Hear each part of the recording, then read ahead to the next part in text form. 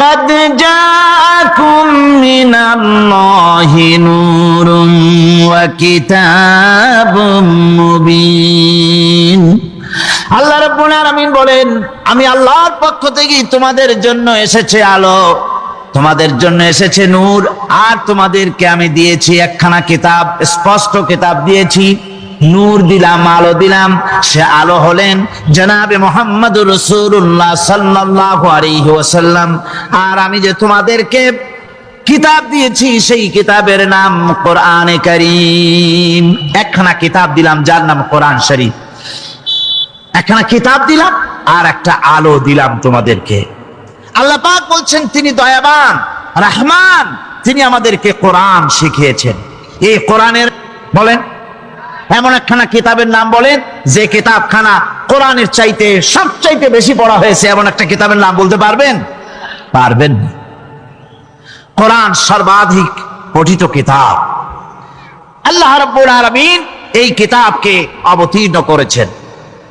আলিফ লাম রা কিতাবুন আনজালনাহু ইলাইকা লিতুখরিজান নাসা মিনাজ যুলুমাতি ইলান নূর। আলিফ লাম রা,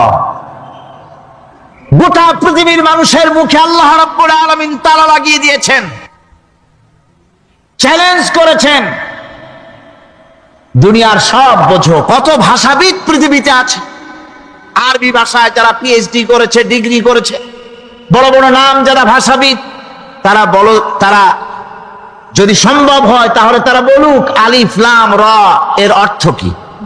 আলিফ লাম মিম হা মিম আইন সিন কফ ইয়াসিন তাহা, পারবে কেউ এর অর্থ করতে? ওয়াল্লাহু আ'লামু বিমুরাদ, এর অর্থ কেবলমাত্র আল্লাহ এবং তার বান্দা যার প্রতি এই কিতাব অবতীর্ণ করা হয়েছে তিনি বুঝতে পারেন।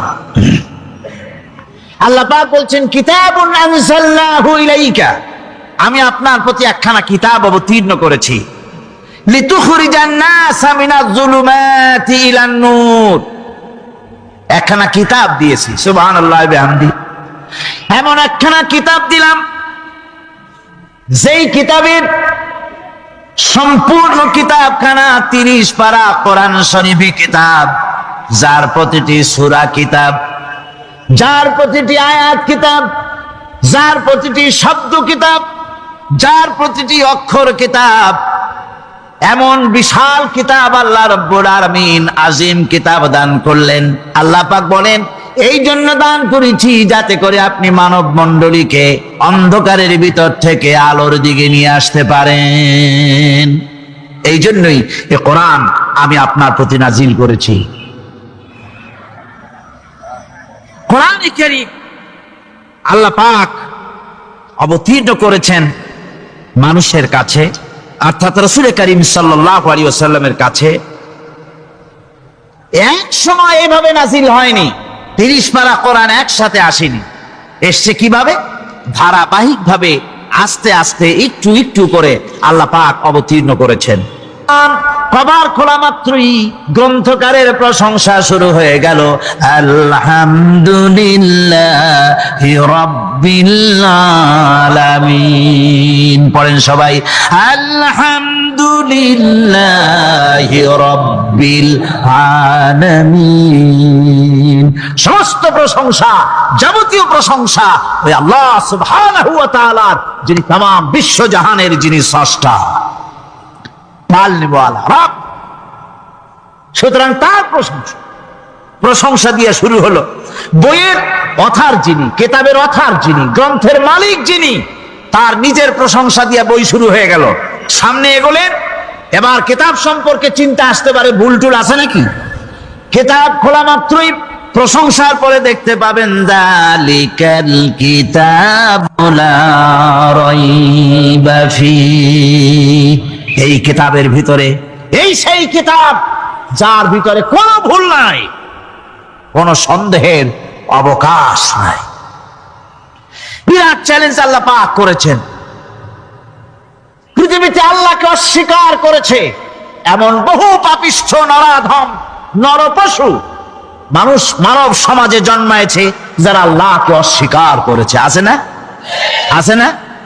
কিন্তু এ কথা কেউ আজও বলেনি যে কোরআন শরীফ মানুষের তৈরি।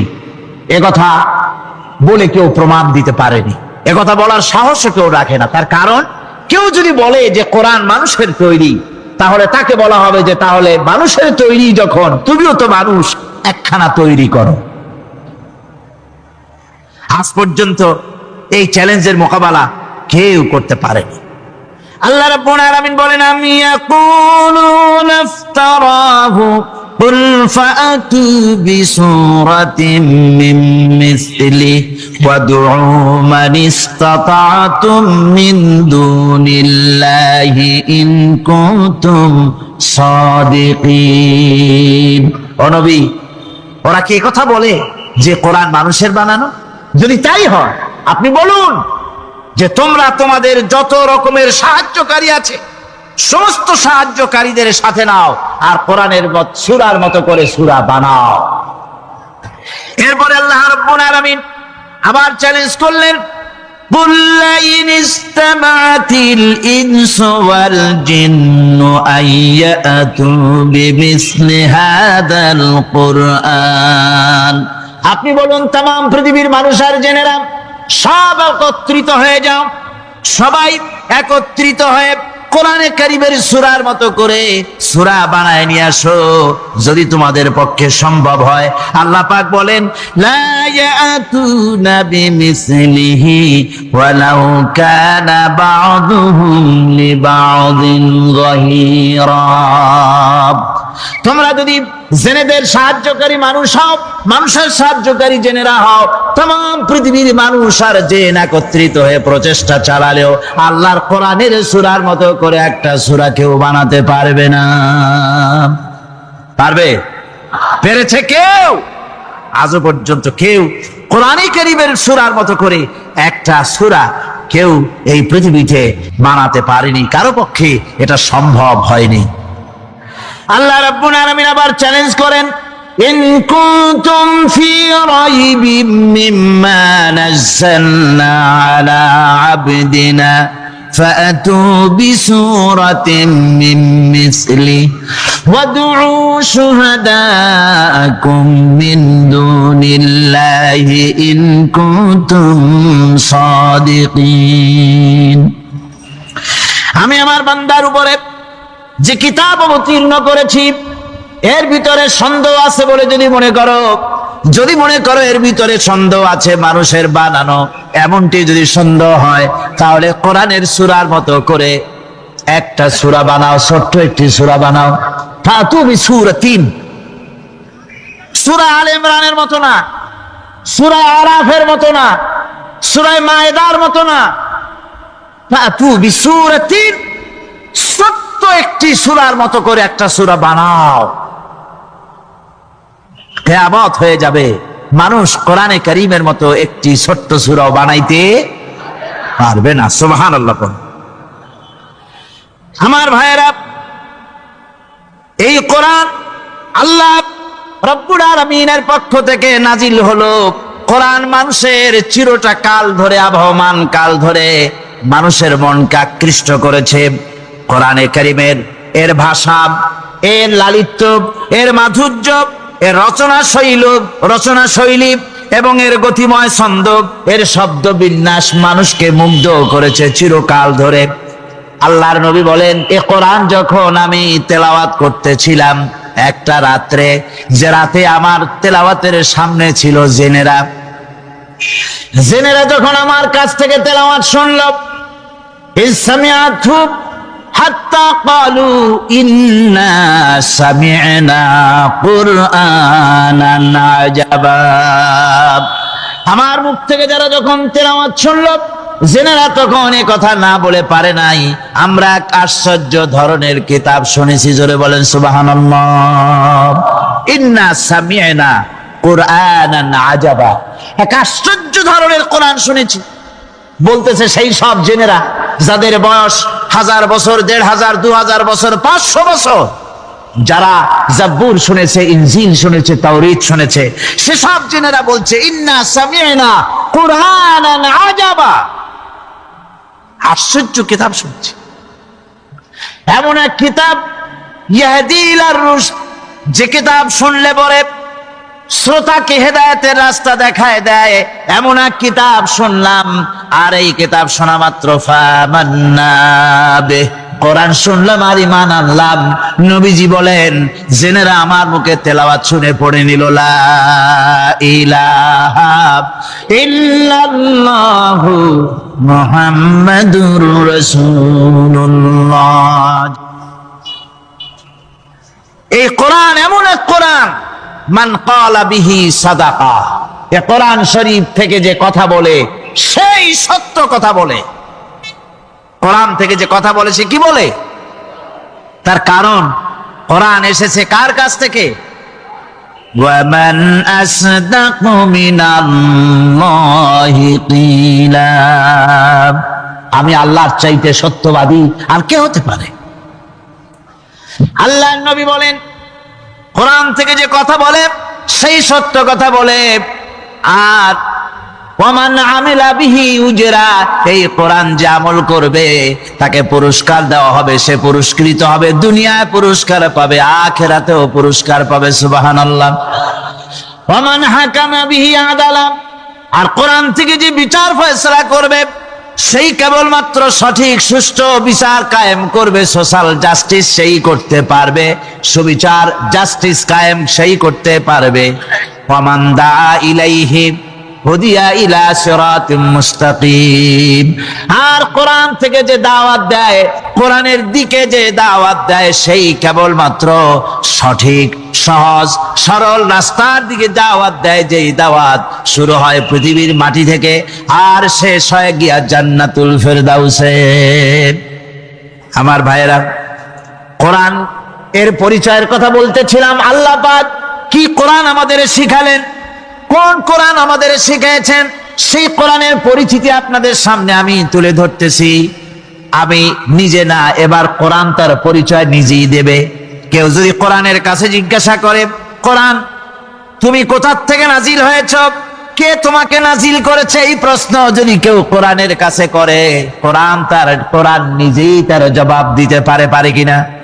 কোরআন নিজেই বলে, তানজিলাম মিম্মান খালাকাল আরদা ওয়াস সামাওয়াতিল উলা, এই কোরআন নাযিল করেছেন তিনি, যিনি ওই সুউচ্চ আকাশ আর জমিনকে যিনি সৃষ্টি করেছেন, সেই আল্লাহ আমারে নাযিল করেছেন।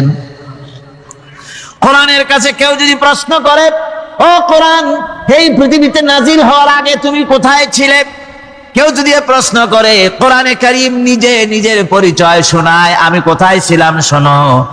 বাল হুয়া কুরআনুম মাজিদুন ফি লাউহিম মাহফুজ, বরং এই কিতাব অতীব মর্যাদা সম্পন্ন সুরক্ষিত ফলকে লিপিবদ্ধ ছিল, আমি ছিলাম লৌহে মাহফুজে, সেখান থেকে এসেছি। যদি কেউ এবার যদি প্রশ্ন করা হয়, ও কোরআন, বুঝলাম তুমি লৌহে মাহফুজে ছিলে, বুঝলাম তুমি নবীজির উপরে নাজিল হয়েছো, এবার বলো তুমি কোন মাসে নাজিল হয়েছো, তুমি তো আসছিলা প্রথম কোন মাসে নাজিল হয়েছো, এ প্রশ্ন যদি কেউ করে, কোরআন তার জবাবে বলবে, শাহরু রমাদানাল্লাযী উনজিলা ফীহিল কুরআন, রমজানের পবিত্র মাসে আমি অবতীর্ণ হয়েছি। সুবহানাল্লাহ। যদি প্রশ্ন করা হয়, রমজানে তো আসছো, কিন্তু প্রথম নাজিল হয়েছিল কোন সময়, ওটা কি দিন ছিল না রাত ছিল? কোরআন তার জবাবে বলে, ইন্না আনজালনাহু ফী লাইলাতিল কদর, কদরের পবিত্র রাতে আমি এই পৃথিবীতে আমার আগমন ঘটেছিল। যদি প্রশ্ন করা হয়, বুঝলাম সবই, কেন নাজিল হয়েছে তুমি, এই পৃথিবীর তোমার আসার উদ্দেশ্য কি, মূল কাজটা কি, এই প্রশ্ন যদি করা হয়, কোরআনে কারীম তার জবাবে বলে, শোনো কেন এসেছি, লিতুখরিজান নাসা মিনাজ-জুলুমাতি ইলান নূর, আমার মিশন হচ্ছে গোটা বিশ্ব মানবতাকে পঞ্জীভূত জমাট বাঁধা অন্ধকারের ভেতর থেকে টেনে বের করে আলোর সন্ধান দিতে, আলোর দিকে আনার জন্য আমি কোরআন নাজিল হয়েছি। গোটা পৃথিবীর মানুষ আছে অন্ধকারের ভিতরে। কিসের মধ্যে? অন্ধকার। কি অন্ধকার? হচ্ছে পুঁজিবাদ, অন্ধকার সমাজতন্ত্র, অন্ধকার ধর্ম নিরপেক্ষতাবাদ, অন্ধকার জাতীয়তাবাদ। মানুষের তৈরি করা যত মতবাদ সব কি? জোরে কন, সবগুলি কি? অন্ধকার। এই অন্ধকারের ভেতর থেকে মানুষগুলিকে টেনে আনবে কোরআন কিসের দিকে? আলোর দিকে। এবার যদি প্রশ্ন করা হয়, বুঝলাম তুমি অন্ধকার থেকে আলোর দিকে নিয়ে আসবে, আলোর দিকে আসলে পরে ফায়দাটা কি হবে?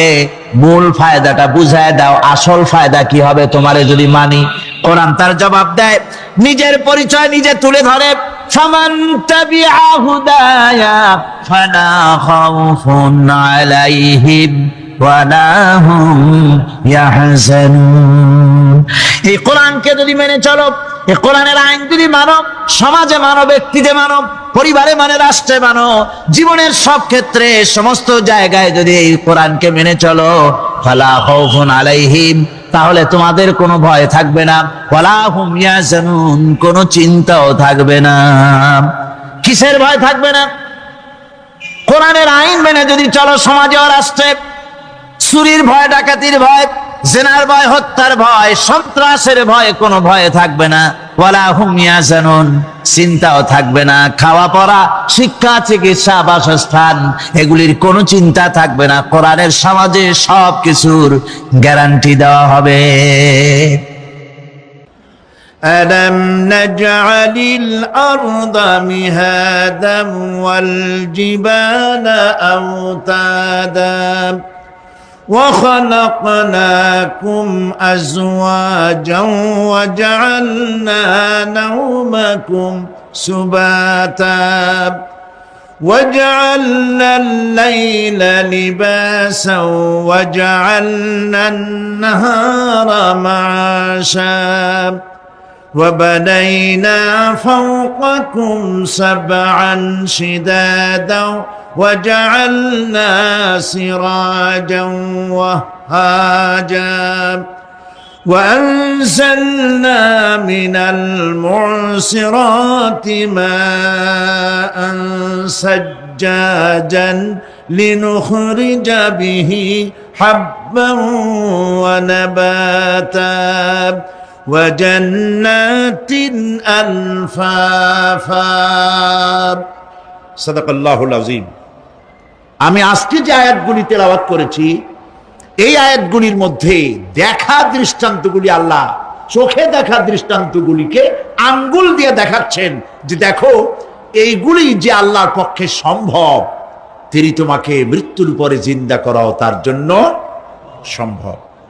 সেজন্য তিনি বলছেন, ألم نجعل الأرض مهادا والجبال أوتادا। এটা কি সত্য কথা নয় যে আমি তোমাদের জন্য এই পৃথিবীকে একটি বিছানা হিসাবে বানিয়ে দিয়েছি, আর এই পৃথিবীর উপরে পাহাড়গুলি দিয়ে পেরেকের মতো পাহাড়গুলিকে প্রথিত করে দিয়েছি। ওয়াখালাকনাকুম আজওয়াজা, এবং পৃথিবীর মানব বংশ অথবা যে কোনো প্রাণী এবং জন্তুর বংশ বৃদ্ধির জন্য তোমাদের স্ত্রী জাতীয় এবং পুরুষ জাতীয় জোড়ায় জোড়ায় সৃষ্টি করেছি। ওয়াজআলনা নাওমাকুম সুবাতা, আর তোমাদের জন্য তোমাদের ঘুমকে শান্তির বাহন করেছি। ওয়াজআলনাল লাইলা লিবাসা, আর রাতকে করেছি আবরণ অথবা আচ্ছাদন। ওয়াজআলনান নাহারা মাআশা, আর রুজি কামাবার জন্য দিনটাকে করেছি আলোকোজ্জ্বল। ওয়া বানাইনা ফাওকাকুম সাবআন শিদাদা, আর তোমাদের উপরে 7টি মজবুত আকাশ স্থাপন করেছি। ওয়াজআলনা সিরাজান ওয়াহাজা, আর তাতে একটি অতি উত্তপ্ত, অতি উজ্জ্বল একটি বাতি সৃষ্টি করেছি। وأنزلنا من المعصرات ماء سجاجا, এবং ঊর্ধ্ব দেশ থেকে অবিশ্রান্ত অবিরাম ভাবে বৃষ্টি বর্ষণ করি। কেন?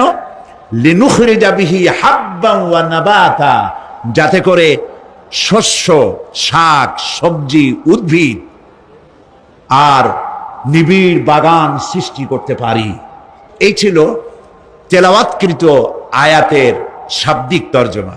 আসুন এবার ব্যাখ্যায় চলে যাই। আল্লাহ পাক বলছেন, দেখো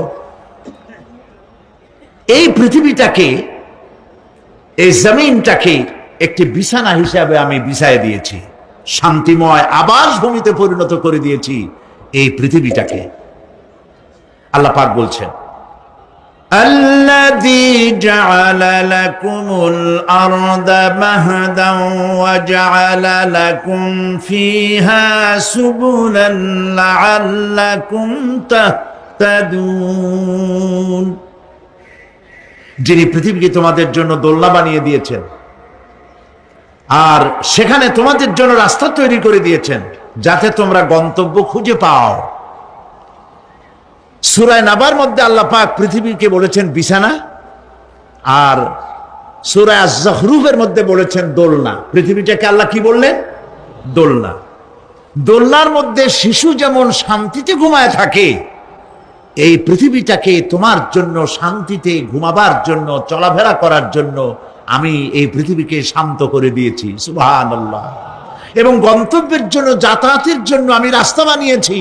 আপনি বলবেন রাস্তাগুলি তো আমরা বানাইছি গম দিয়া, ইট দিয়া, পাথর দিয়া। হ্যাঁ, আপনি বানাতে পারেন, রাস্তা আপনি বানাতে পারেন, কিন্তু যখন আপনারা কেউ বানান নাই তখন এই পথগুলি আল্লাহরই বানানো ছিল। বিশেষ করে পাহাড়িয়া এলাকায়, পাহাড়িয়া এলাকায় কোন গভর্নমেন্ট গিরিপথ তৈরি করেছে বলেন তো দেখি? কে বানিয়েছে? আল্লাহ পাক তৈরি করেছেন। এই পথ তৈরি করেছে যাতে তোমরা তোমাদের গন্তব্যে পৌঁছতে পারো। মহা শূন্যে ভাসমান এই পৃথিবী,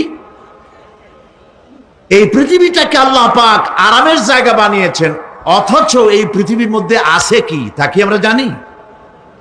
এই পৃথিবী নামক গ্রহটি, এটি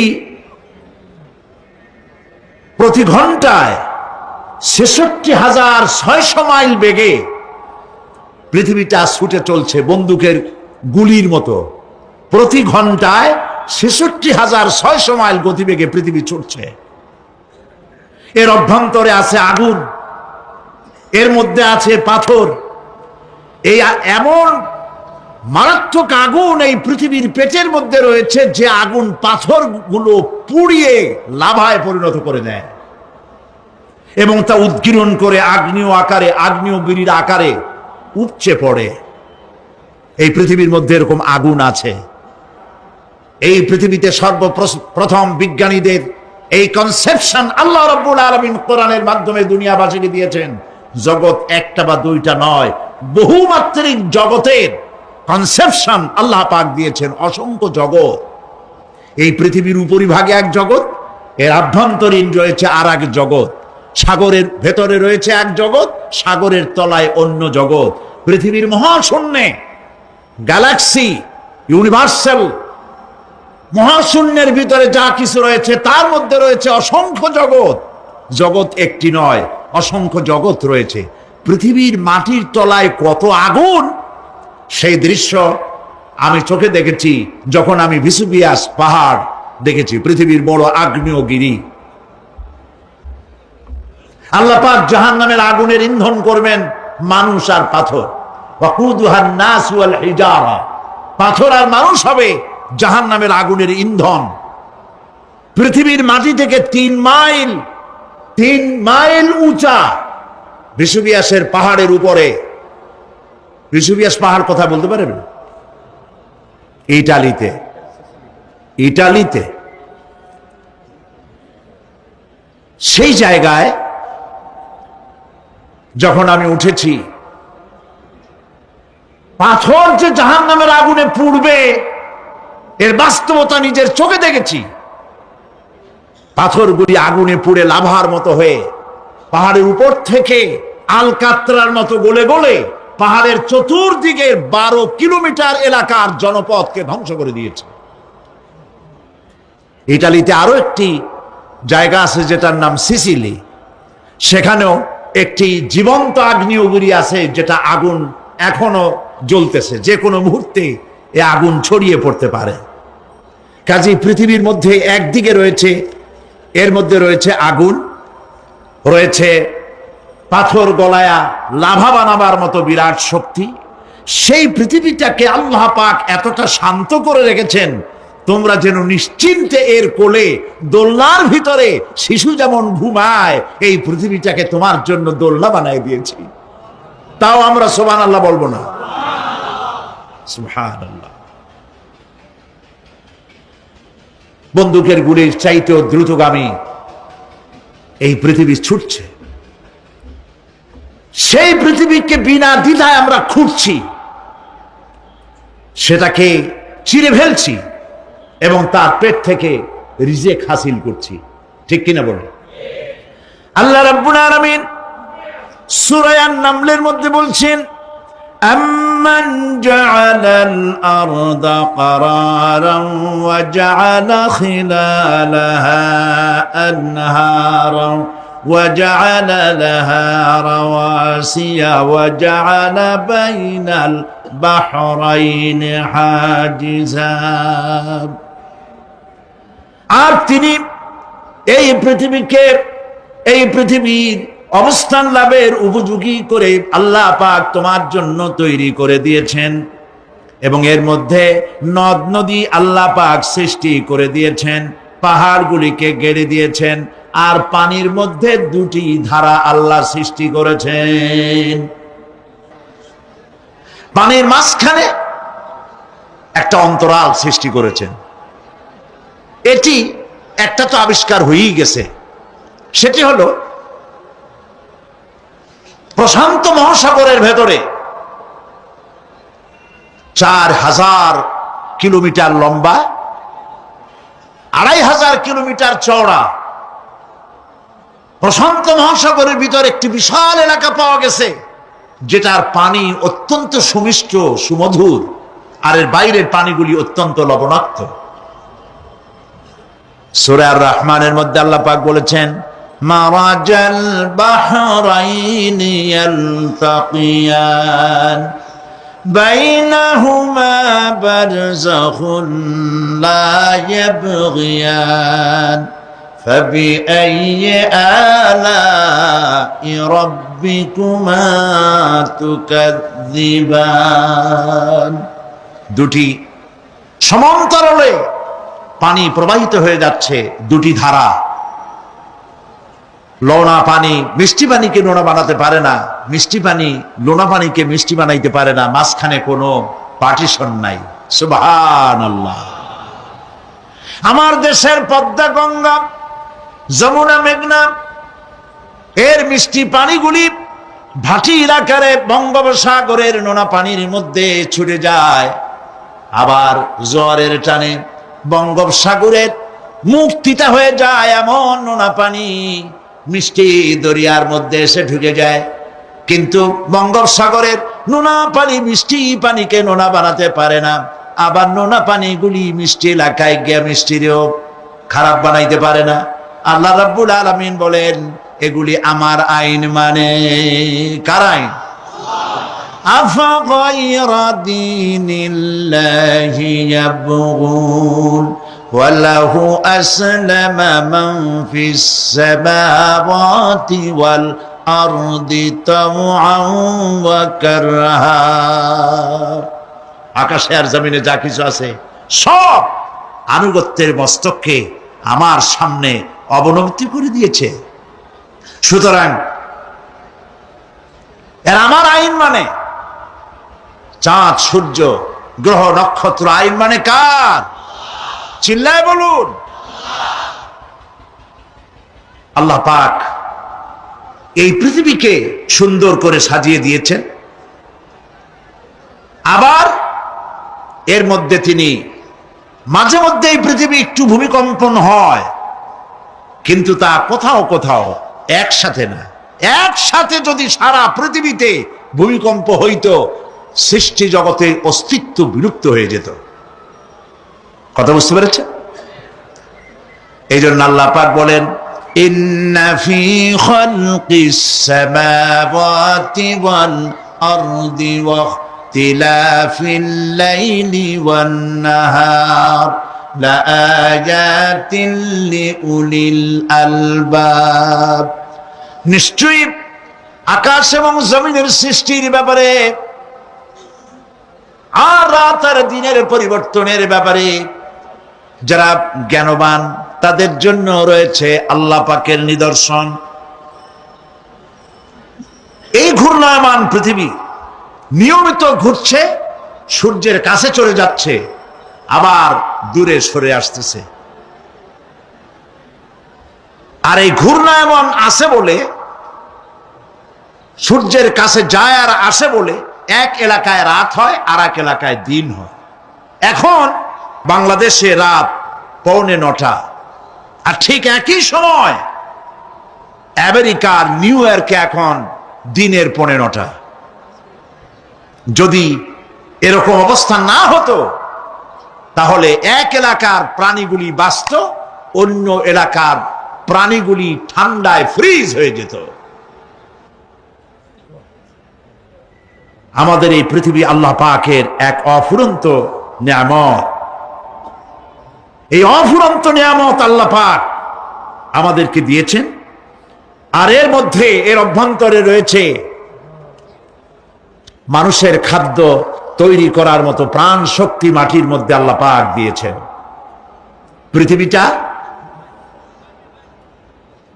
এটি সূর্যকে আর চন্দ্রকে আল্লাহ পাক একটা নির্ধারিত মেজারমেন্ট করে রেখেছেন, একটা ঠিক সঠিক জায়গায় রেখেছেন। বিজ্ঞানীরা বলেছেন সূর্যর যে ডিগ্রিতে এখন আছে ওর থেকে কয়েক ডিগ্রি যদি নিচে নেমে আসতো, গোটা পৃথিবী জ্বলে পুড়ে ভস্ম হয়ে যেত। আবার সূর্যটা যেখানে আছে ওখান থেকে আরো কয়েক ডিগ্রি যদি উপরে উঠে যেত, তাহলে গোটা পৃথিবী ফ্রিজ হয়ে যেত, প্রাণী জগতের অস্তিত্ব শেষ হয়ে যেত। চাঁদ সম্পর্কে বলা হয়েছে চাঁদ যত ডিগ্রিতে আল্লাহ পাক স্থাপন করে রেখেছেন ওর থেকে কয়েক ডিগ্রি উপরে যদি উঠে যেত, গোটা পৃথিবী মরুভূমি হয়ে যেত। আর যদি কিছু নেমে আসতো, গোটা পৃথিবীতে জলোচ্ছ্বাস হয়ে পানিতে পৃথিবী ডুবে শেষ হয়ে যেত। তাও সুবহানাল্লাহ বলবো না? এ সমস্ত কুদরত কার? আল্লাহ পাক। আল্লাহ রাব্বুল আলামিন এরপরে বলছেন ওয়াল জিবালা আওতাদা, মাটিকে বানালাম বিছানা, আর এই বিছানাকে এটা যেন তোমাকে নিয়ে নড়াচড়া করতে না পারে সেই জন্য আমি পাহাড়গুলি পেরেকের মতো গেড়ে দিলাম।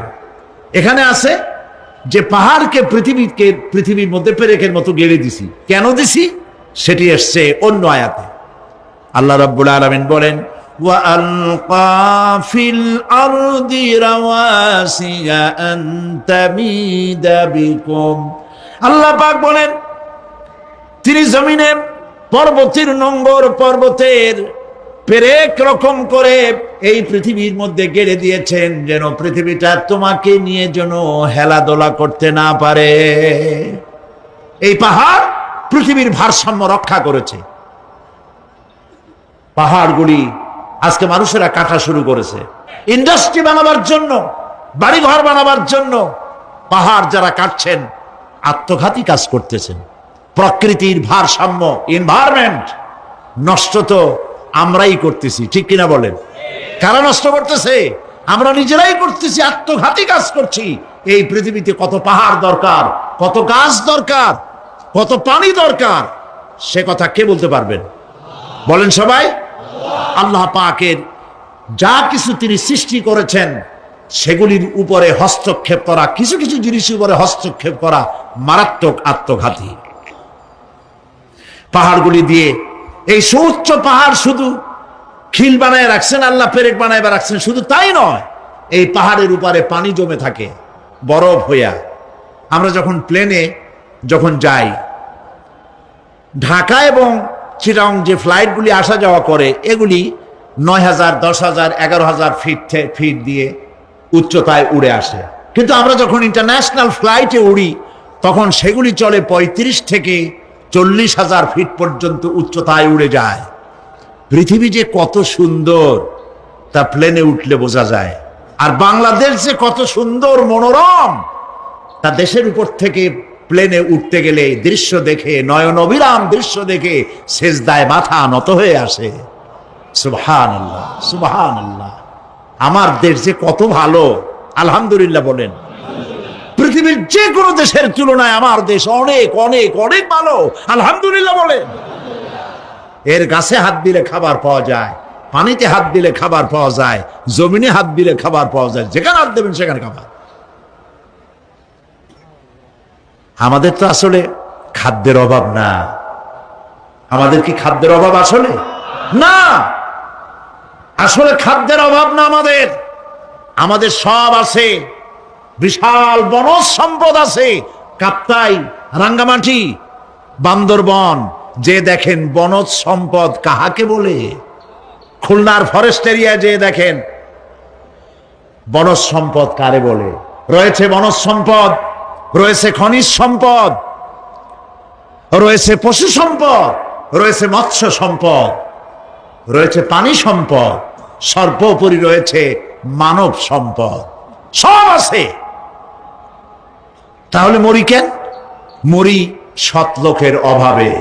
আল্লাহ রাব্বুল আলামিন এই পৃথিবীতে মানুষগুলিকে সুন্দর করে সৃষ্টি করে তার খাওয়া, চলা ফেরা, ওঠা বসা সব কিছুকে একটি নিয়মতান্ত্রিক পদ্ধতিতে পরিচালিত করেছেন। এটা বুঝলে পরে কল্যাণ, না বুঝলে অকল্যাণ। আসল বক্তব্য ছিল কি? পাহাড়। প্লেনে ওড়ার সময় দেখেছি রাশিয়ার উপর থেকে যখন উড়ে যায়, টার্কি, ইটালি, আফ্রিকা দেশসমূহের উপর দিয়ে যখন উড়ে যায়, তখন দেখতে পাই নিচে পাহাড়ের মাথাগুলি সাদা ধপধপ করছে। প্রথমে তো বুঝি নেই যেগুলি কি, পরে জিজ্ঞেস করে জেনেছি। যখন প্রথম বিদেশে গেছি তখন বুঝি নেই, তারপরে বুঝতে পারলাম এ হলো আল্লাহ পাকের সেই কথা যে পাহাড়ের উপরে আমি পানি জমায়ে রাখি। এই জমাকৃত পানি সূর্যের তাপে গলাইয়া পাহাড় থেকে পাদদেশে নামাইয়া ফসল উৎপাদিত করি, যেখানে বৃষ্টি সম্ভব নয়। মানে বৃষ্টি যেখানে যাওয়ার প্রয়োজন নাই, সম্ভব নয় তা না, আল্লাহর কাছে অসম্ভব বলে কিছু নাই। কিন্তু কোথাও আল্লাহ পাক বৃষ্টি দিয়ে দেন, কোথাও সাগরের পানি, কোথাও খালের পানি, কোথাও নদীর পানি, কোথাও পাহাড়ের পানি দিয়ে এভাবে ব্যবস্থা করে দেন। এনভায়রনমেন্ট এগুলি নষ্ট করে ফেলছে। একটা দেশ আছে যার নাম, একটা মহাদেশ যার নাম অ্যান্টার্কটিকা। এই অ্যান্টার্কটিকা মহাদেশে কোনো মানুষ নাই, আছে শুধু পেঙ্গুইন। কি আছে কোন তো? পেঙ্গুইন। শুধু বরফ আর বরফ। এগুলি জমা করে রাখার মধ্যে রয়েছে আল্লাহ পাকের বিশেষ কুদরত, যা আল্লাহ পাক মানুষের জন্য তৈরি করে রেখেছেন। মানুষ বুঝতে পারে না। এনভায়রনমেন্ট নষ্ট করে ফেলার পরে এই পায়ে বরফগুলি গড়ে যাচ্ছে, নষ্ট হয়ে যাচ্ছে। এরপরে আল্লাহ পাক বলছেন, وَخَلَقْنَاكُمْ أَزْوَاجًا, আর এই পৃথিবীর বংশধারাকে, সৃষ্টি ধারাকে ঠিক রাখার জন্য আমি তোমাদেরকে জোড়ায় জোড়ায় সৃষ্টি করেছি। সুবহানাল্লাহ। প্রত্যেকটি প্রাণীর ভিতরে স্ত্রী জাতীয়, পুরুষ জাতীয় আছেই। আছে কিনা বলেন? এমন একটা নামকরণ যেখানে শুধু পুরুষ, নারী নাই, স্ত্রী জাতীয় নাই, আছে নাকি? নাই। বংশধারা বৃদ্ধি করার জন্য প্রত্যেকটি প্রাণী আল্লাহ পাক বলছেন জোড়ায় জোড়ায় বানাইছি, তোমাদেরকেও আমি জোড়ায় জোড়ায় বানিয়েছি। আর কি করেছি? আল্লাহ পাক বলছেন,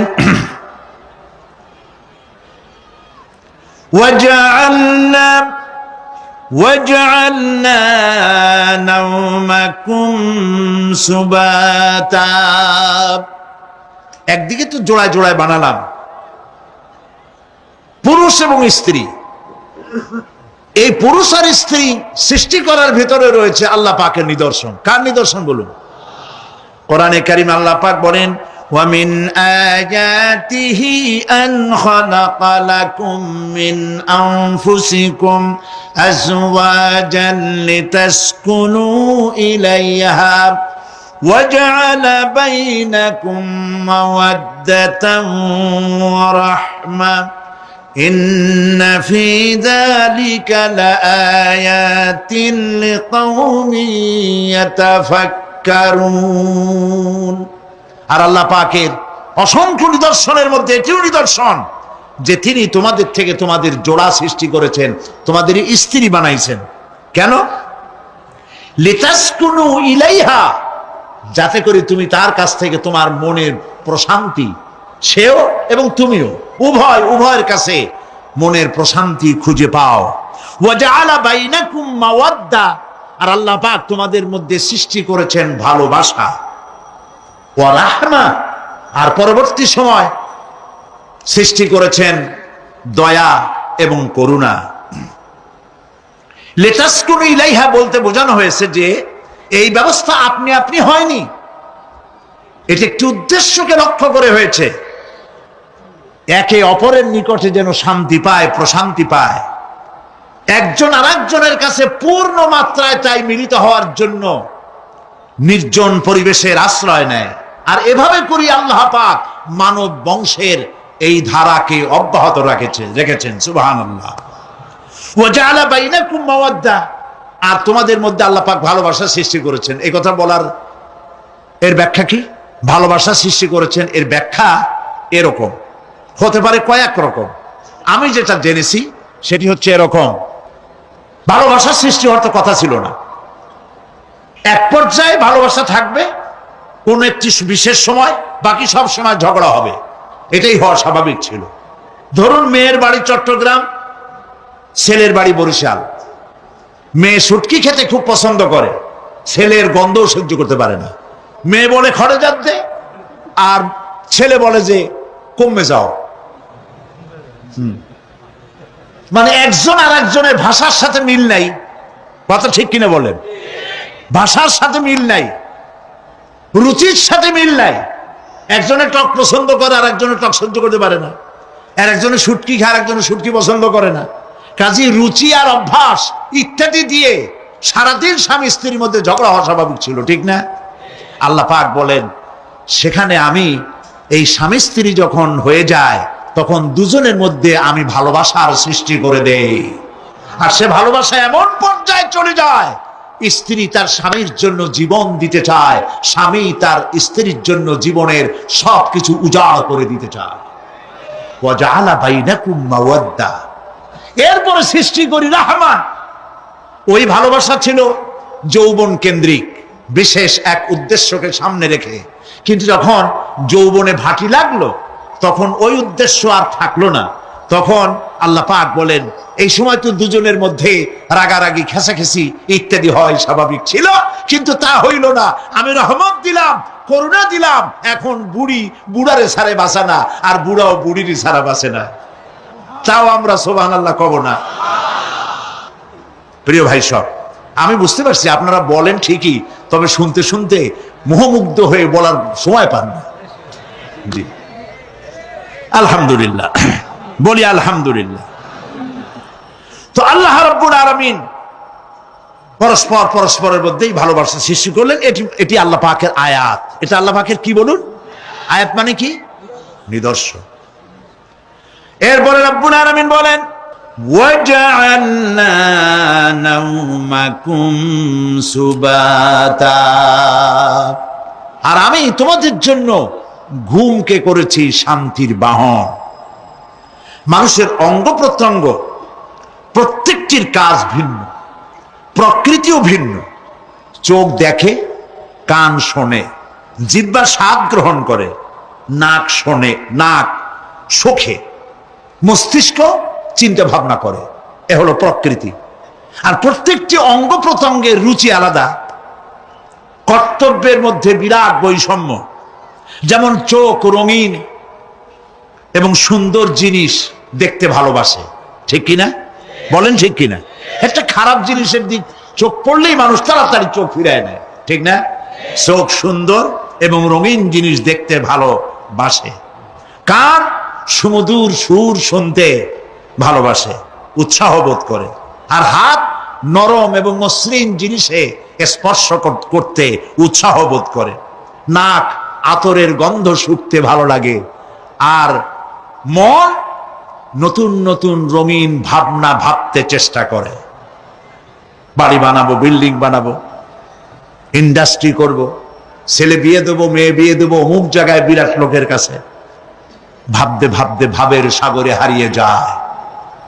আর ভাবনার ভিতরে খেয়ালে যদি কেউ পোলাও পাকায়, বাস্তবে তা হোক আর না হোক, খেয়ালে মনে মনে যদি কেউ পোলাও পাকায়, তাহলে ঘিয়ের দাম যাই হোক না কেন তাতে কিছু আসে যায় না, ঠিক কিনা? মানুষ রঙিন রঙিন ভাবনা ভাবতে খুব মজা পায়।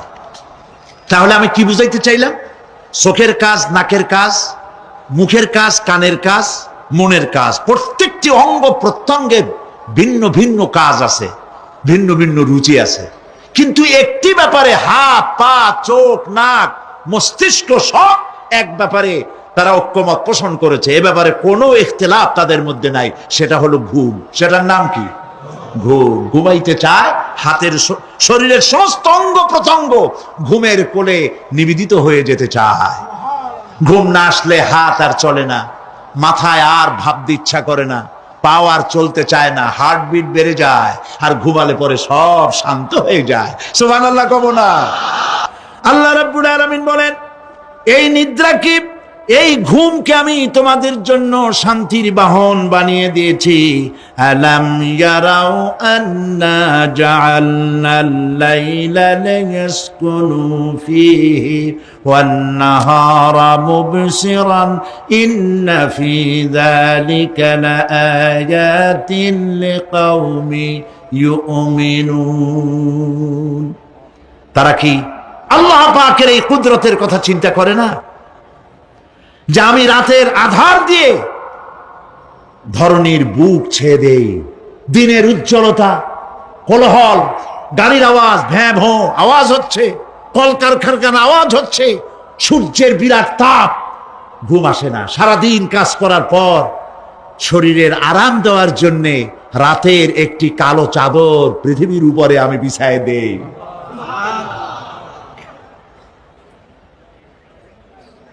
আর মানুষ আরাম গ্রহণ করে, শুধু মানুষ না, সব প্রাণী আরাম গ্রহণ করে। সুবহানাল্লাহ। এবং এরপরে দিনের আলো দিয়ে উদ্ভাসিত করি, যেন বিশ্রামের পর নতুন করে আবার কাজের সমস্ত উদ্দীপনা নিয়ে নতুন করে কাজে ঝাঁপিয়ে পড়তে পারে। কয়েক ঘন্টা অথবা সারাদিন হাড় ভাঙা খাটুনি খেটেছে, রিক্সা চালাইছে, গাড়ি চালাইছে, আড়াই মনের বস্তা মাথায় করে টেনেছে, চিন্তা ভাবনা করেছে। এরপরে যখন এই লোকটি কয়েক ঘন্টা মাত্র নিদ্রা গেল, আরাম পেল, মস্তিষ্ক হালকা হয়ে গেল, হার্টবিট কমে গেল, হাতের পায়ের কর্মোদ্দীপনা বেড়ে গেল, নতুন করে আবার কাজ করার জন্য সুযোগ এসে গেল। দুনিয়ার মানুষকে কর্মক্ষম রাখার জন্য আল্লাহ পাক ঘুমকে বানিয়েছেন নিয়ামত। সুবহানাল্লাহ বলেন। ওয়া মিন আয়াতিহি মানামুকুম বিল-লাইলি ওয়ান-নাহারি ওয়াবতিগাউ মিন ফাদলি। আল্লাহ পাক বলেন, তোমাদের রাত আর দিনের বেলায় নিদ্রা যাওয়া, এবং এটাই হচ্ছে তার অনুগ্রহ।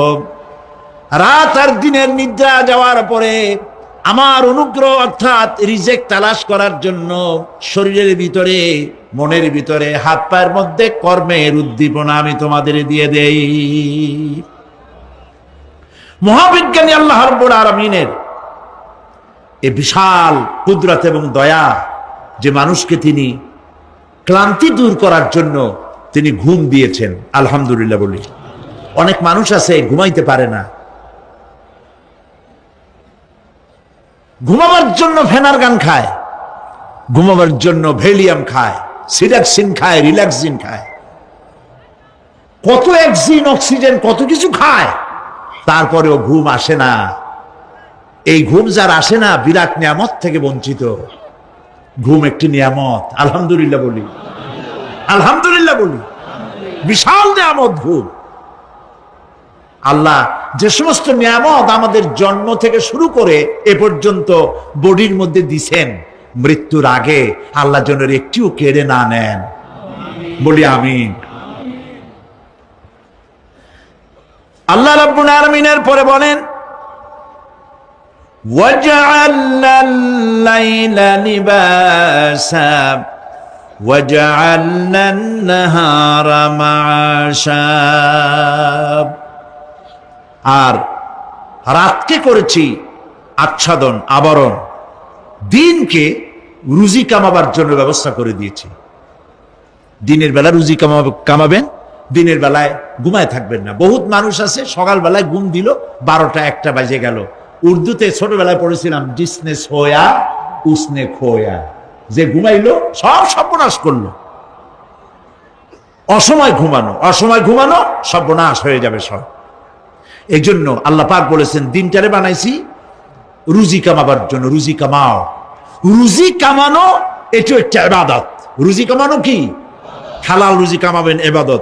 আপনি যে আপনার স্ত্রীকে একটা ব্লাউজ কিনে দেন, কাপড় চোপড়, প্রয়োজনীয় কসমেটিক্স কিনে দেন, আপনি যে বাজার ঘাট করেন, সব হালাল পয়সা যদি হয় সাদকা দেওয়ার মতো সমান সওয়াব হবে। রুজি কামাইতে হবে, এটা আল্লাহ পাকের হুকুম। রুজি কামাও। ফাইদা কুদিয়াতিস সালাত ফান্তাশিরু ফিল আরদ ওয়াবতাগু মিন ফাদলিল্লাহ। সুবহানাল্লাহ বলে। নামাজ যখন শেষ হয়ে গেল, ফাইদা কুদিয়াতিস সালাত, নামাজ যখন শেষ হয়ে গেল, ফান্তাশিরু ফিল আরদ, তখন জমিনে ছড়িয়ে পড়ো আর আমার অনুগ্রহ, রিস্ক অনুসন্ধান করো। সুবহানাল্লাহ। মসজিদে বসে বসে খালি তসবিহ টিপতে থাকো না, কাজের সময় কাজ করো। অফিস থেকে বলে আসছে জোহরের নামাজ পড়তে যাই, জোহরের নামাজ পড়িয়ে তারপর নফল পড়া শুরু করছে, এরপরে দোয়া দুরূদ পড়া শুরু করছে। 1 ঘন্টা অফিসের সময় নষ্ট করেছেন। ফরজ নামাজ, সুন্নত নামাজ পড়তে যতটুকু লাগবে এর থেকে বেশি সময় নিলে বেতন হালাল হবে না। আপনি মিথ্যা কথা বলে, মিথ্যা ছুটি নিয়ে দিনের কাজ করতে পারেন না। আপনার রুজি হালাল হইতে হবে। আপনার নফল নামাজ পড়া দরকার, রাত পড়ে আছে, রাতের বেলা গিয়ে জনমের মতো নফল পড়েন, কে নিষেধ করবে? মনে থাকবে কথা? প্রিয় ভাই সব, হযরত ওমর ফারুক রাদিয়াল্লাহু তাআলা আনহু, তিনি একবার মসজিদ নববীর মধ্যে দেখলেন ফজরের সময়, জোহরের সময় তিনি দেখলেন ফজরে যাদের দেখলাম এক জায়গায় বসা 5-7টা লোক, জোহরে তো তাদেরই দেখতেছি। আসরের সময় দেখলেন ওইখানে বসা, মাগরিবেও দেখলেন, এশায়ও দেখলেন। এশার নামাজের পর তিনি প্রশ্ন করলেন, তোমরা কারা? বলল যে আমরা হলাম দূরের থেকে আসছি, মসজিদে নববী শ্রেষ্ঠ মসজিদ, এখানে বসে বসে আল্লাহর জিকির আজগার করি। তা আল্লাহর জিকির আজগার করো, নামাজ পড়ো, খাও কি? কাজে কিছু লোক আছে ওরা মেহেরবানি করে রান্না করে আনিয়া আমাদের খাওয়াইয়া যায়। হযরত ওমর ফারুক রাদিয়াল্লাহু তাআলা আনহু বললেন, তাহলে তো তোমার চাইতে, তোমরা যে কয়জন এখানে বসে ইবাদত করো, তোমাদের চাইতে ওই ব্যক্তি অনেক উত্তম যে নিজে রুজি কামাই করে তোমাদের খাওয়ায় যায়। তোমরা তো অলস। শুনে রাখো, নামাজের সময় ছাড়া আগামীকাল এই জায়গায় যদি বসা দেখি, ব্যাট মেরে বের করে দেবো মসজিদ নববী থেকে। ইসলাম কাজের প্রতি উদ্দীপনা দিয়েছে, ইসলাম কাজের ট্রেনিং দিয়েছে। সুবহানাল্লাহ বলে। কাজ করো আর খাও, বসে বসে বাপের বোঝা হইও না।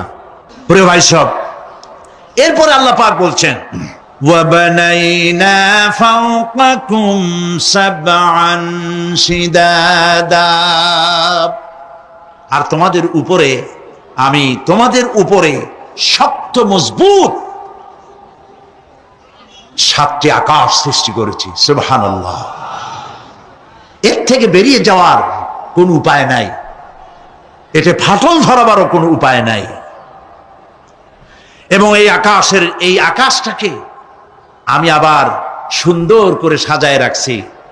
নয়ন অভিরাম দৃশ্য সার্বক্ষণিক ভাবে আমি রেখেছি। রাতের আধারে যা দেখা যায় সেটা কি? আল্লাহ রাব্বুল আলামিন বলেন, ইন্না যায়্যানাস সামাআদ দুনিয়া বিজিনাতিনিল কাওয়াকিব, এই দুনিয়ার আকাশ খানিকে তারকা প্রদীপ দিয়া সাজায় রেখেছি মনের মতো। দেখো তুমি তাকাইয়া, কি সুন্দর করে আকাশকে সজ্জিত করে রেখেছি। الذي خلق سبع سماوات طباقا ما ترى في خلق الرحمن من تفاوت فارجع البصر هل ترى من فطور। ক্ষমাশীল তিনি, সপ্ত আকাশ রচিলেন থরে থরে, কোন ত্রুটি হেরিবে না তার পূর্ণ সৃজন পরে। চাহো তুমি তার সৃষ্টি পানে, দেখো কিছু ভুল চুক, ফিরাও তোমার নয়ন খানি, ফিরাও তোমার মুখ। আকাশটাকে সুন্দর করে সাজাইছি, তাকায় দেখো তো কোনো ভুল ত্রুটি আছে নাকি? সুবহানাল্লাহ। আল্লাহ পাক বলছেন মা তারা ফি খালকির রহমান মিন তাফাউত, রহমানের সৃষ্টির ভিতরে কোনো ত্রুটি পাবে না। ফারজিল বাসারা হাল তারা মিন ফুতুর, আবার তাকাও। কে বলতেছেন? আবার তাকাও, ভালো করে তাকাও, দেখো কোন সৃষ্টির মধ্যে কোনো ত্রুটি আছে কি? জোরে বলেন নাই, জোরে বলেন নাই, বলেন আলহামদুলিল্লাহ, সুবহানাল্লাহ। এক দরবেশ, সে একবার এক বট গাছের তলায় বসিয়া এই আয়াত পড়তেছিলেন। এই আয়াত পড়ে তার মনে উঠলো আল্লাহ পাক বলছেন হাল তারা মিন ফুতুর, দেখো কি কোনো ভুল চুক, আবার তাকাও। তো সে দেখে ভুল ত্রুটি তো ধরবার উপায় নাই, আল্লাহ তোমার সৃষ্টির মধ্যে কোনো ত্রুটি নাই, তবে একটা জিনিস আমার কাছে একটু বেকায়দা লাগে।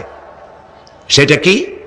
সে বলছে যে আল্লাহ এই যে বট গাছ, বিশাল গাছ, যেমন গাছ ফলটা তো ওই রকম হয়নি, তাল গাছটা যেমন ফলটাও ওই রকম, নারকেল গাছটা যেমন ওই রকম, বেল গাছটা যেমন ফলটা ওই রকম, চালতাটা যেমন ফলটা ওই রকম, ঠিক না?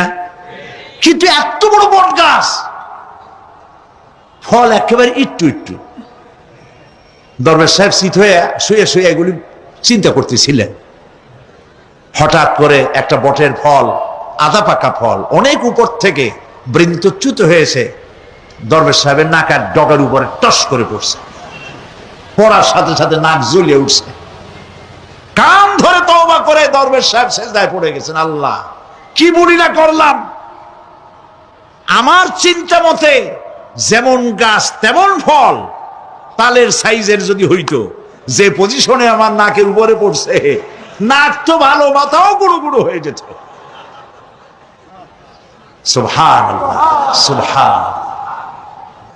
আল্লাহ পাক বলছেন ثم ارجع البصر كرتين ينقلب إليك البصر خاسئا وهو حسير। অক্ষমহীন দৃষ্টি তোমার সৃষ্টিতে পাবে ফাঁকি, ফিরাও তোমার নয়ন খানি, ফিরাও কাঙ্গালাখি। আমার সৃষ্টি নৈপুণ্যতার দিকে যতবার তাকাও না কেন, আমার সৃষ্টির ভিতরে কোনো ত্রুটি তুমি দেখতে পাবে না।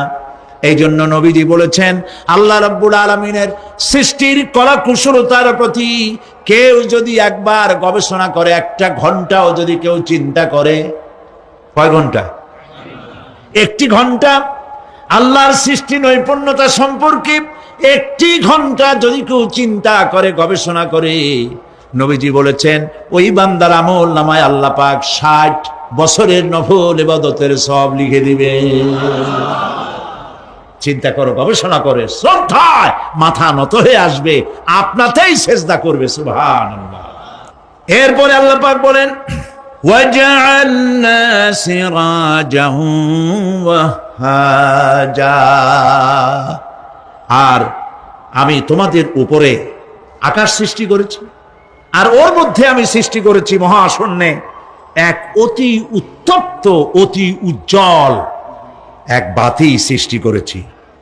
সিরাজ শব্দের অর্থ হলো সূর্য, ওয়াহাজ এ শব্দের অর্থ হচ্ছে একই সাথে অতি উত্তপ্ত, অতি উজ্জ্বল। সূর্যের ব্যাস হচ্ছে এই পৃথিবীর চাইতে সূর্যের ব্যাস হচ্ছে পৃথিবীর চাইতে 109 গুণ, এবং এর আয়তন পৃথিবীর চাইতে 13 লক্ষ গুণ বড়। আর দূরত্ব হচ্ছে পৃথিবীর মাটি থেকে 9,30,00,000 মাইল ব্যবধানে এই সূর্যকে আল্লাহ পাক স্থাপন করেছেন। এই সূর্যের মধ্যে যেমন রয়েছে তাপ, আবার তেমন রয়েছে আল্ট্রা ভায়োলেট রে। সূর্যের মধ্যে অনেক কিছু আছে, এখনো বিজ্ঞানীরা তা আবিষ্কার করতে পারে নাই। এর মধ্যে কল্যাণধর্মী জিনিসও আছে এবং অকল্যাণ জাতীয় কিছু জিনিস আছে। সেটা কি কারণে, সেটা আল্লাহ ভালো জানেন, আমরা জানি না। আমরা মনে করি অকল্যাণ, আল্লাহ জানেন ওর মধ্যে কি কল্যাণ আছে। যেমন সাপের বিষ, আমরা সাপ দেখলেই মারি, কিন্তু সাপ আপনাকে ক্ষতি না করলে আপনি মারবেন কেন? আর যদি ক্ষতি করার মনে হয়, ক্ষতির মতো মনে হয়, মেরে ফেলে দিন। এটা বলা হয়েছে হাদিস শরীফে, ক্ষতিকর মনে হলে মেরে ফেলে দিন। কিন্তু সাপ তার বিষের মধ্যে মানুষের জীবন রক্ষাকারী ওষুধ সাপের বিষ দিয়েই তৈরি হয়। সূর্যের মধ্যে অকল্যাণ ধর্মিক যা আছে সেটা কেন, ওইটা আমরা জানি না। এখন অকল্যাণ ধর্মী যে জিনিসটাকে বিজ্ঞানীরা মনে করেন, সেটার নাম হলো আল্ট্রা ভায়োলেট রে, অতি বেগুনি রশ্মি। এই অতি বেগুনি রশ্মি, এটার অ্যাকশন হচ্ছে এই যে প্রাণী জগতের মধ্যে যদি এটা লাগে, এসে পড়ে পৃথিবীতে, যদি স্পর্শ করে, তাহলে ক্যান্সার সহ নানাবিধ দুরারোগ্য ব্যাধিতে গোটা পৃথিবী ছড়িয়ে পড়বে। ওই আল্ট্রা ভায়োলেট রে যাতে পৃথিবীর মাটি স্পর্শ করতে না পারে, সেজন্য আল্লাহ রাব্বুল আলামিন ওজোন স্তর তৈরি করেছেন। OZONE, ওজোন স্তর তৈরি করা আছে, যাতে করে ওই রেটা পাস করতে না পারে। সেই রেতে বিজ্ঞানীরা লক্ষ্য করেছে, রেতে ফাটল ধরেছে। সূর্য কত দূরে? 9,30,00,000 মাইল দূরে। মানুষেরা, বিজ্ঞানীরা টের পেয়েছে যে ওজোন স্তরে ফাটল ধরেছে।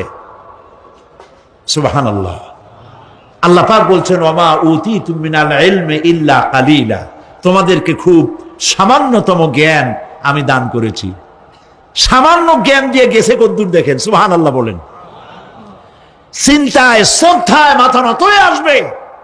এগুলি যদি হয় সাধারণ জ্ঞান, ছোট্ট জ্ঞান, সামান্যতম জ্ঞান, তাহলে আমার আল্লাহ সুবহানাহু ওয়া তাআলার জ্ঞান কত অসীম, কত অনন্ত, কত চিরন্তন। সুবহানাল্লাহ। সে আল্লাহ রাব্বুল আলামিন ওজোন স্তরকে রেখেছেন, ওটা ক্র্যাক করেছে। কেন ক্র্যাক করেছে? ক্র্যাক করেছে এনভায়রনমেন্ট নষ্ট করার কারণে। আমরা গাছ কেটেছি, যত গাছ কেটেছি তত গাছ লাগাই নেই। টেলিভিশনে যে গাছ সম্পর্কিত যে বিজ্ঞাপনগুলি দেওয়া হয়, এগুলি নিছক কোন বিজ্ঞাপনের উদ্দেশ্যে বিজ্ঞাপন নয়, এগুলি বাস্তব। নবী করিম সাল্লাল্লাহু আলাইহি ওয়াসাল্লাম গাছ কাটতে নিষেধ করেছেন।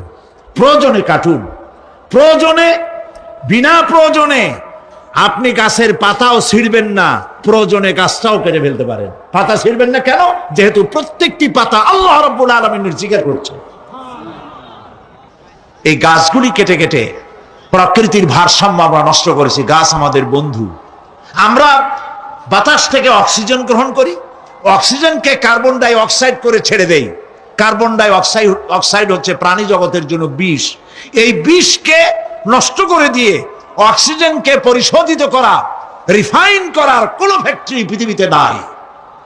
আল্লাহ রাব্বুল আলামিন এই সৃষ্টি জগৎকে বাঁচাবার জন্য অসংখ্য গাছ বানিয়েছেন, আর গাছের খাদ্য বানিয়েছেন কার্বন ডাই অক্সাইড। আমার জন্য যেটা বিষ, সেটা গাছের জন্য খাদ্য। গাছ সারা রাত এটাকে খাইলো, দিনের বেলায় সূর্যের তাপে এই কার্বন ডাই অক্সাইড আর গাছের সবুজ রং, পাতার সবুজ রঙে মিলে এক প্রকারের রন্ধন ক্রিয়ার মধ্য দিয়ে কার্বন ডাই অক্সাইড আবার ফ্রেশ অক্সিজেন হয়ে পৃথিবীর প্রাণী জগৎকে বাঁচার জন্য পথ উন্মুক্ত করে দেয়। আল্লাহ সুবহানাহু ওয়া তাআলা তিনি বলছেন, এভাবে করে আমি এই সূর্যের তাপ দিয়ে পৃথিবীবাসীকে কল্যাণধর্মী হিসেবে সূর্যকে সৃষ্টি করেছি। এই সূর্যের তাপ, এটি একটি বিরাট অগ্নিকুণ্ড। কোটি কোটি বছর ধরে ভূপৃষ্ঠে আলো এবং উত্তাপ ছড়িয়ে যাচ্ছে। সুবহানাল্লাহ বলেন। বলেন তো, পৃথিবীর সমস্ত আগুন সব যদি এক জায়গায় করা হয়, সূর্য 1 সেকেন্ডে যে তাপ পৃথিবীতে দেয়, ওরকম 1 সেকেন্ডের তাপ পৃথিবীর সব আগুন এক জায়গায় হইয়া সমভাবে সর্বত্র ছড়াতে পারবে কি? সুবহানাল্লাহ। মসজিদ আন-নববী আশ-শরীফ, আল মদিনা আল মুনাওয়ারা, সোনার মদিনা। সুবহানাল্লাহ। আমি মদিনায় গিয়া এবারও বলছি, আল্লাহ যদি ফাহাদের মাফ করতে চান, মসজিদে নববী এবং মসজিদে হারামের যে এক্সটেনশন এবং হাজিদের জন্য যে উপকার করেছেন, আল্লাহ যদি মাফ করতে চান, এটা বড় আকারের একটা ওসিলা হয়ে যেতে পারে। এক সময় গরমে কষ্টে অস্থির হয়ে যেতাম মসজিদে নববীতে, এখন মসজিদে নববীতে ঢুকলে মনে হয় জান্নাতের মধ্যে। আর জান্নাত তো চিন্তা করা যায় না, কোনো চোখ নাই যা দেখছে, কোনো কল্পনা নাই যা মন নাই যা কল্পনা করছে, এটার সাথে তুলনাই হবে না। তবে মনে হয় যেন জান্নাতের মধ্যে ঢুকে গেছি। প্রত্যেকটি খামের গোড়া থেকে ঠান্ডা বাতাস উঠতেছে, প্রত্যেকটি পিলারের গোড়া থেকে। মসজিদে নববী থেকে 3 কিলোমিটার দূরে এসি প্লান্ট। পৃথিবীর সব থেকে বড় এসি প্লান্ট হচ্ছে মদিনা মুনাওয়ারায় এসি প্লান্ট, যেটা দিয়ে মসজিদে নববী, যেখানে 8 লক্ষ মানুষ একসাথে নামাজ পড়তে পারে, ঠান্ডা উঠতেছে। সুবহানাল্লাহ। ভাইদের বলি, হজ যারা করছেন, পয়সা কড়ি আছে, হজ করেছেন, ভালো করেছেন, মাঝে মধ্যে সময় পেলে রমজান মাসে যায়েন। মানুষেরা আমাদের দেশের হলিডে করতে কপাল পোড়ারা সিঙ্গাপুর যায়, ব্যবসা করতে যান, আমার আপত্তি নেই, আমেরিকা যান, সিঙ্গাপুরে যান, ব্যাংকক যান, হংকং যান, থাইল্যান্ড যান, যেন বললে সেখানে যান। কিন্তু হলিডে করার জন্য এই সব জায়গায় না গিয়া পয়সাগুলি জমাইয়া রমজান মাসে যাইয়েন মদিনা মুনাওয়ারায়, আর আল্লাহর ঘর মসজিদে হারামে। সুবহানাল্লাহ। কোরআন নাজিল কেমনে হয়েছে তা তো দেখি নাই। ইমাম যখন তারাবির মধ্যে তেলাওয়াত করেন, মনে হয় যেন আকাশ থেকে এখনো কোরআন নাজিল হচ্ছে। সুবহানাল্লাহ। কি তেলাওয়াত! যেমন শেখ আব্দুর রহমান আস-সুদাইস, তেমন সাউদ আশ-শুরাইব, তেমন শেখ আব্দুর রহমান আল হুজাইফি। সুবহানাল্লাহ, সুবহানাল্লাহ। তা আল্লাহ তার কুদরত দিয়ে এই পৃথিবীকে ভরে রেখেছেন, নিয়ামত দিয়ে ভরে রেখেছেন। মুসলমানদের জন্য সবচাইতে বড় নিয়ামত কোরআন শরীফ, নিয়ামত কাবা শরীফ, নিয়ামত মসজিদ আন-নববী আশ-শরীফ, আল মদিনা আল মুনাওয়ারা। সুবহানাল্লাহ। সবাই বলেন সুবহানাল্লাহ। আল্লাহ রাব্বুল আলামিন বলছেন, وأنزلنا من المعصرات ماء ثجاجا। আমি আকাশ থেকে তোমাদের জন্য অবিশ্রান্ত বিরাম ভাবে বৃষ্টি বর্ষণ করি। কেন? লিনুখরিজা বিহি হাব্বান ওয়া নাবাতা ওয়া জান্নাতিন আলফাফা। আকাশ থেকে বৃষ্টি বর্ষণ করি যাতে করে শাক সবজি, শস্য দানা, খাদ্য এই জমিন তোমাদেরকে উৎপাদিত করে দেয়। আলহামদুলিল্লাহ। সেই জন্য আল্লাহ পাক বলছেন, দেখো আকাশ থেকে যে পানিটা নাজিল করলাম, বৃষ্টি দিলাম, এই বৃষ্টির পানি আনলাম কই থেকে? সমুদ্র থেকে। সমুদ্রের পানি মিষ্টি না নোনা? জবাব দেন না। আকাশ থেকে যখন পড়ে তখন এটা কি মিষ্টি, নোনা না মিষ্টি? আল্লাহ রাব্বুল আলামিন বলেন, আফারাইতুমুল মাআল্লাযী তাশরাবুন আনতুম আনজালতুমুহু মিনাল মুজনি আম নাহনুল মুনজিলুন। তোমরা যে পানি পান করো, এই পানি আকাশ থেকে কে নাজেল করে? তোমরা করো না, আমি আল্লাহ করি। কে করে বলেন? আল্লাহ পাক বলছেন, লাউ নাশাউ জাআলনাহু উজাজান ফালাউলা তাশকুরুন। ইচ্ছে করলে এই পানিগুলিকে লবণাক্ত আকারে নাজিল করতে পারতাম, আমি মিষ্টি করে নাজিল করে দিলাম। কেন বান্দা আমার শুকর আদায় করো না? নুন অবস্থায় যদি নাজিল হতো সমস্ত ফসল তোমাদের ধ্বংস হয়ে যেত। এখন আপনি বলতে পারেন যে আল্লাহ পাক, আল্লাহ তাআলা তিনি আকাশ থেকে পানি না দিলে আমাদের অসুবিধা কি? মানুষ তো নানান রকম চিন্তা করে, পানি না দিলে তো কি অসুবিধা, আমার খালে পানি, আমার বিলে পানি, আমার কুয়ায় পানি, আমার টিউবওয়েলে পানি, পানি না দিলে ক্ষতি কি? আল্লাহ পাক কোরআনে কারীমের মধ্যে বলেছেন, কুল আরাআইতুম ইন আসবাহা মাউকুম গাওরান ফামান ইয়াতিকুম বিমাইন মাইন। বলো দেখি সবে, শুকাইয়া যদি যায় এই জমিনের পানি, তাহলে হেথায় তটনির ধারা কে দিবে সবারে আনি। বান্দারে, বৃষ্টি না হইলে তুমি পানির পরোয়া করো না, সমুদ্রের পানি নেবা, নদীর পানি নেবা, কলের পানি নেবা। শুনে রাখো বান্দা, নদীর প্রবাহমান নদীর পানি, কলের পানি, টিউবওয়েলের পানি, মাটির পরতে পরতে পানি সব যদি আমি শুকায় দেই, কে আছে এই পৃথিবীতে যে নতুন করে তোমার জন্য পানি আমদানি করে দিতে পারে? পারে কেউ? কেউ পারে না। এই পানি দিয়ে আমি তোমাদের জন্য ফসল ফলাই। লিনুখরিজা বিহি হাব্বান ওয়া নাবাতা। ইয়া আইয়ুহান নাসু যকুরু নি'মাতাল্লাহি আলাইকুম হাল মিন খালিকিন গায়রুল্লাহ। হে মানব সকল, স্মরণ করো আল্লাহ পাকের ওই নিয়ামতকে। ওই আল্লাহ ছাড়া তোমাদের কি এমন কেউ আছে? কোন আল্লাহ, কোন রিজিক দাতা? ইয়ারযুকুকুম মিনাস সামাই ওয়াল আরদ, যিনি আকাশ এবং জমিন থেকে তোমাদেরকে রিজিক দিতে পারেন। লা ইলাহা ইল্লা হুয়া, ওই আল্লাহ ছাড়া কেউ নাই। ফাআন্না তুফাকুন, যাও কই? কেন বিভ্রান্ত হও? আল্লাহ পাক আকাশ থেকে পানি দিলেন, জমিনের ফসল উৎপাদন করে দিলেন, আর এরপরে আল্লাহ পাক বলেন ওয়া জান্নাতিন আলফাফা, আর ঘন সন্নিবদ্ধ নিবিড় বাগান বানায় দিলাম। সুবহানাল্লাহ বলেন। এখানে আল্লাহ পাক কি কি বললেন? শাক, লক্ষ্য করুন, শাক, সবজি, খাদ্যশস্য, উদ্ভিদ, এগুলো দিলাম, আর সাথে সাথে ঘন নিবিড় বাগান বানাইলাম। নিবিড় বাগান দেখছেন? দেখেন নাই, বোঝেন নাই, তাই দেখেন নাই, তা নাহলে দেখছেন। কক্সবাজার যাওয়ার সময় দেখেন না, গাছের রাস্তার দুই ধারে কত গাছ, দেখছেন কিনা?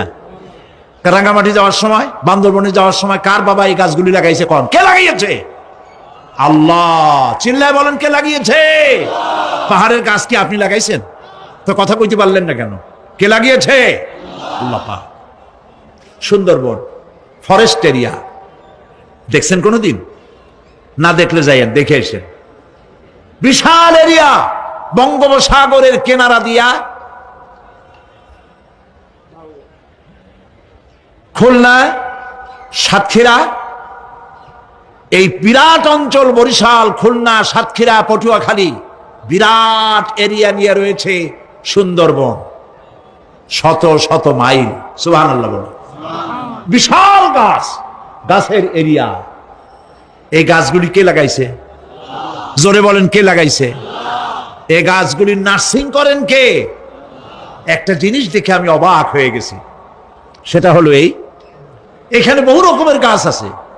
সুন্দরী কাঠ, পশুরি, বাইন, গেওয়া, গোল, অনেক রকমের গাছ আছে। যেখানে সুন্দরী গাছ, সব সুন্দরী গাছ। যেখানে গেওয়া, যেখানে বাইন, যেখানে গোল, গোল পাতা, সব সেখানে সেইগুলাই। অথচ কেউ যে গাছগুলি লাগাই দিয়ে আসে নাই। আরেকটা অসুবিধা, আরেকটা জিনিস হচ্ছে, জোয়ারের সময় এই এলাকা ডুবে যায়, 1 হাত 1.5 হাত পানি হয় গাছের গোড়ায়। যে ফলগুলি পড়ছিল গাছ দিয়া, এই ফলগুলি ভাটির টানে চলে গেল, নিচে নেমে গেল, নদীতে নেমে গেল, আবার জোয়ারের টানে উঠে আসলো, পানিতে ভেসে ভেসে ফলগুলি ভারী হয়ে গেল। এক সময় ভাটির টানে আর গেল না। এই গাছগুলিকে, সুন্দরী গাছের মধ্যেই সুন্দরী ফল, বাইনের মধ্যে বাইনের ফল, কে সাজাইয়া এই সুন্দর বাগানগুলি বানাইলো? চিল্লায় বলো। ওয়া জান্নাতিন আলফাফা, ঘন নিবিড় সন্নিবদ্ধ বাগান আমি সৃষ্টি করেছি। সুবহানাল্লাহ বলো। এই গাছগুলি মানুষেরা জন্মের খাওয়া খায়। বন বিভাগে যারা দায়িত্বে থাকে মনে করে শ্বশুরের লাগানো গাছ, বাজানের লাগানো গাছ, সমানে কাছে চোরের মতো বিক্রি করে। এরা ডাকাত, এরা চোরের চাইতেও নিকৃষ্ট যারা গাছ চুরি করে। আল্লাহ পাক জানেন মানুষের খাসলাত। এই ফরেস্ট বিভাগে, বন বিভাগে যারা চাকরি করেন, সব খারাপ আমি তা বলবো না, ভালো মন্দ মিলেই আছে। কিছু আছে জন্মের খাওয়া খায়, ঘুষ খায় আর গাছগুলো বেচে ছাড়িয়ে দেয়, সর্বনাশ করে দেয়। আল্লাহ পাক তার মানসা, তার মর্জি মোবারক হচ্ছে এই যে গাছগুলি যেন বংশ অনুক্রমে পৃথিবীর মানুষ বছরের পর বছর, শতাব্দীর পর শতাব্দী, সহস্রাব্দীর পর সহস্রাব্দী যেন ভোগ দখল করতে পারে। সেজন্য আল্লাহ রাব্বুল আলামিন এই বন জঙ্গল রক্ষা করার জন্য নিজস্ব গার্ড বাহিনী রেখে দিয়েছেন। চিন্তা করছেন সেই গার্ড বাহিনী কারা? বন্য হাতি, রয়্যাল বেঙ্গল টাইগার, বড় বড় সাপ। আপনারা যান, যায় দেখবেন সালাম কেমনে দেয়। রয়্যাল বেঙ্গল টাইগার জীবিত মানুষ খায় না। তার অর্থ কি? তার অর্থ হলো বাঘের মুখোমুখি মানুষ যখন হয় তখন বাঘের চেহারা দেখে মানুষের রুহু গলার কাছে এসে যায়। আদমরা তখনই হয়। এরকম জীবনে আমার এক পজিশন হয়েছিল। লন্ডনে আমাকে আমার ভক্তরা বলল যে সাফারি পার্ক আমাকে দেখাবে। তখন চলো সাফারি পার্ক কি? যে সব জন্তু জানোয়ার ছাড়িয়ে দেওয়া, ওর মধ্যে দিয়া গাড়ি নিয়ে যেতে হবে। তাই বললাম খাবার দিয়ে যদি গাড়ির গ্লাস গ্লাস ভাঙে? তা বললো যে ওখানে পুলিশ আছে, লোকজন আছে, হর্ন জোরে বাজাইতে হবে, নিয়ম আছে, তাহলে তারা আসবে এবং বন্দুকের মধ্যে রাবারের গুলি আছে, বিষ মাখানো, ওইটা মেরে দেবে। তারপরে জন্তুটা পড়ে যাবে, তার ঘুম আসবে, তখন বেঁচে যাবে। আমি দেখার লোভও সামলাইতে পারলাম না, আর ভয় তো ঘামে গেলাম। আল্লাহ ভরসা করে গেলাম। বিশাল এরিয়া, আল্লাহ যে কত দেখাইছে গোলামের, সুবহানাল্লাহ। সারা জীবন সেজদায় পড়েও কুড়াইতে পারবো না, কত আল্লাহ দেখাইছেন, সুবহানাল্লাহ। গেট দিয়ে ঢুকলাম, লোহার বিশাল গেট, বাঘ সিংহ সব ছাড়ে দেওয়া জঙ্গলের মধ্যে। তা আমরা গেছিলাম একটা ভালো সময়, সকালবেলা। সেখানে সব গোস্ত, বড় বড় গোস্ত, এগুলো খাইতে দিছে। প্রাণীরা সব গোস্ত খাওয়ায় ব্যস্ত। সেখানে মানুষগুলা, আমরা কাফের বলি আর যাই বলি, তাদের নৈতিকতা আছে। আমার দেশের বাঘগুলারে তাদের জন্য বরাদ্দ হচ্ছে গোস্ত, কিন্তু চার পায়া জন্তুরে হাড্ডি খাওয়াইয়া দো পায়া পশুগুলিতে গোস্তগুলো খাইয়ে ফেলে। জানোয়ার পশুর চাইতে নিকৃষ্ট, ঠিক কিনা বলেন? পশুর খাদ্য নিজে খায়। যাই দেখেন আমাদের দেশের চিড়িয়াখানাগুলির অবস্থা, বাঘ শুকায় গেছে, হরিণ শুকায় গেছে, সিংহ শুকায় গেছে। তার তো শুকাবার কথা না। পরে কে খাওয়ায় জঙ্গলে? কে খাওয়ায়? আল্লাহ পাক খাওয়ান, সুবহানাল্লাহ। এত বড় বড় গোস্তের টুকরা এক একটা বাঘে পেয়েছে।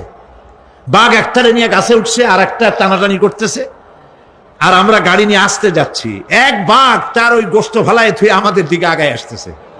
আমি বললাম আল্লাহ, যা ভয় করতেছিলাম আমি তখন, ওই যে বলেছি যে মরা মানুষ বাঘে খায় না, বাঘ দেখলেই কলজে উড়ে যায়। আমার হার্ট বিট এত বাড়ছে, আর আল্লাহ আল্লাহ করতেছি, দোয়া দুরুদ শেষ হয়ে গেছে পড়তে পড়তে। বাঘটা একেবারে গাড়ির কাছাকাছি আসছে, ইন্না লিল্লাহ পড়তে পড়তে সরে গেলাম। আল্লাহর মেহেরবানি, বাঘটাও কি মনে করলো এই যে ছোট্ট আল্লাহর ছোট্ট গোলাম, হরে খাইয়া কি হবে, বোঝা ছাড়িয়ে দিল আমার ওই মনে করে। তার যা শক্তি, গাড়ির গায়ে যদি থাপ্পড় মারতো, আমার টয়োটা গাড়ি ছিটকে আর এক জায়গায় পড়ে যেত। আল্লাহ বাঁচাই দিলেন, সুবহানাল্লাহ। প্রিয় ভাই সব, আল্লাহ রাব্বুল আলামিন এই সব জিনিস পৃথিবীকে দিয়েছেন। আর এইগুলি বলার পরে আল্লাহ পাক বলছেন যে এই চোখে দেখা জিনিসগুলি বললাম। কে বলতেছেন? চোখে দেখা জিনিসগুলি দেখালাম। এগুলি দেখে চোখ হলো, চক্ষুকে উন্মিলিত করার জন্য এই সব দৃষ্টান্ত আমি চোখের সামনে রেখে দিলাম। এর দ্বারা বোঝো এত বড় বিশাল আকাশ, অত বড় সূর্য, এত সুন্দর চাঁদ, এই পাহাড়, ওই সমুদ্র, এই বনবনানি যিনি সৃষ্টি করেছেন, আমার মতো ছোট্ট মানুষ মৃত্যুর পরে তিনি আবার জিন্দা করতে जगह जी लगाने के लिए ये दुनिया नहीं है, जगह जी लगाने के लिए ये दुनिया नहीं है, ये इबरत की जा है तमाशा नहीं है। এই পৃথিবী খেল তামাশা করার জায়গা না, দেখো আর শেখো আল্লাহ পাকের অপূর্ব সৃষ্টি, নৈপুণ্যতা, কলা কুশলতা দেখো, আর সেজদা দিয়ে আল্লাহ রব্বুল আলামিনের শুকর ফেলেছি মাবুদ। আল্লাহ তাআলা কোরআনের মাহফিলে আশা করে হাত তুলেছি, জিন্দেগির গুনাহ মাফ করে দাও। সুবহান রাব্বিকা রাব্বিল ইজ্জাতি আম্মা ইয়াসিফুন ওয়া সালামুন আলাল মুরসালিন ওয়ালহামদুলিল্লাহি রাব্বিল আলামিন ওয়াজআল আখিরা কালামিনা عند الموت لا إله إلا الله محمد رسول الله। السلام